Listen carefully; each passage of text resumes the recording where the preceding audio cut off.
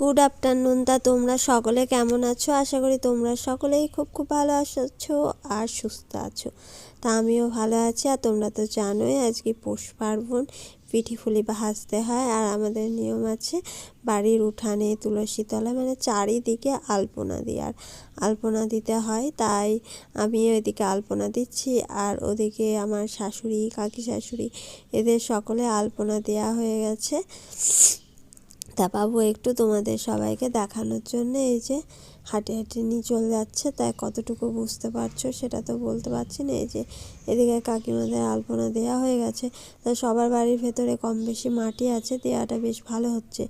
আর আমার এখানে যেহেতু মাটি নেই, তাই কি বলো তো, একটু খড়খড়িতে না হাতে খুব আমার একটু লাগছিল, দিতে একটু অসুবিধাই হচ্ছিল। তা যেমনই হোক দিয়ে ফেললাম, দিতে যেহেতু হয়। তারপরে এরা আবার খেলা করতে চলে গেছিলো। আমি আর আমার ননদ দুজনে মিলে একটু গল্প করছিলাম। তারপরে বলছিলাম যে আলপনার ছবি বের করি, দেখলেও হয়। এই সব একটু আলোচনা করতে করতে বাবু এখন দেখাচ্ছে আমার শাশুড়ি মার আলপনা। আমার শাশুড়ি একদমই আলপনা দিতে পারে না, কাকি শাশুড়ি দিয়ে দিয়েছে। আর কি করেছে না করেছে সেটাই দেখাচ্ছিল। তারপরে ওর ঠাকুমাকেও দেখিয়ে দিল একটু। এই যে তারপরে এখন যাচ্ছে মেজো কাকি শাশুড়ির বাড়ি। হ্যাঁ, আমি বুঝতেই পেরেছি মেজো কাকিমাদের বাড়িতেই যাবে। এই যে দেখো এদের উঠানটা প্লেন আছে, উঠানের আলপনাটা দেখো কতটা সুন্দর হয়েছে। আর কাকিমা এই যে আলপনার বাটি হাতে নিয়ে দাঁড়িয়েই আছে, আলপনা দিচ্ছে। এই যে ঘরের ভেতরেও দিয়েছে, বেশ সুন্দর লাগছে। লাস্টে এসে দেখি আমারটা কেমন হয়েছে। আমি আলপনা দিচ্ছিলাম, তখন পূজাদি আসলো। পূজাদির সাথে গল্প করছিলাম। পূজাদি বলছিল যে আমরা বিয়ের আগে বাবার বাড়িতে জেঠিমা কাকিমা সবার বাড়িতে আলপনা দিতাম, আমার আজকে অনেকটা লেট হয়ে গেছে, দেওয়া হলো না। এরকম গল্প টল্প করছিলাম। তখন পূজাদিকে বলছি দাও তুমি তাহলে আলপনাটা দিয়ে দাও। তাই পূজাদির হাতে বাটিটা দিয়ে দিলাম। দেখো পূজাদি কত সুন্দর করে একটা ফুল এঁকে দিচ্ছে।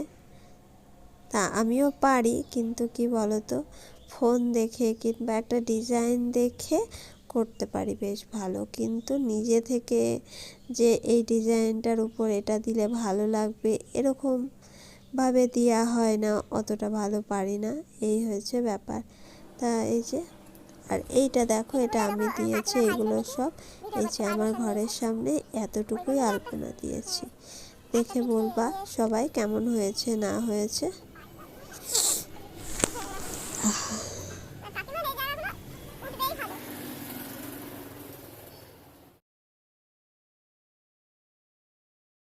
তারপরে আলপনা দেওয়ার পরে আলপনার উপরে সিঁদুরের ফোঁটা দিচ্ছিলাম, কারণ প্রত্যেকটা ফোঁটাতে মানে পাগুলোতে তারপরে মেন জায়গায় সিঁদুরের ফোঁটা দিতে হয়। তাই বসে বসে সিঁদুরের ফোঁটা দিচ্ছিলাম। আর আমাদের জানো তো আলপনা একটার সঙ্গে একটা জড়িয়ে দেয়, এরও মানে একটা একটা করে দেওয়া নেই। আর আজকে আলপনাটা পুরোটাই বাইরের দিকেই হবে, না ঘরের ভেতরে ঘরের ধারিতে কোনো জায়গাতেই হবে না। এটাই আমাদের এখানকার নিয়ম। তা অনেকের দেখি যে ঘরের ভেতরে দেয়, আমাদের যেহেতু দেওয়া নেই তাই বাইরেটাই দিয়েছে। এই যে দেখে নাও কেমন হয়েছে। তা চলো আবার তোমাদের সঙ্গে একটু পরে কথা হচ্ছে। সন্ধ্যা হয়ে গেছে, গোলায় গোলায় চাল ধান যা দিয়ে দিয়েছি। আর এখন ওই যে আমাদের এখানে যে ঠাকুরটা আঁকা হয় তুলসী তলায়, সেটাকে ফুল দিয়ে ঢেকে দিতে হয়। তাই পুজো করতে চলে এসেছি। তা পুজোটা হয়ে গেলে আবার সেই ভোরবেলায় উঠে তোমার মুছে দিতে হবে। তা আমাদের তো পিঠে পুলি ভাজা আছে, কিন্তু আমরা কেউই ভাজবো না। আমি যেহেতু ভাজছিনি, ভাবছি যে সামনের বছর থেকে ভাজাটা শুরু করব। তা আজকের ভিডিওটা এতটুকুই ছিল। আশা করি তোমাদের ভালো লেগেছে। ভালো লেগে থাকলে লাইক কমেন্ট শেয়ার করে দিও।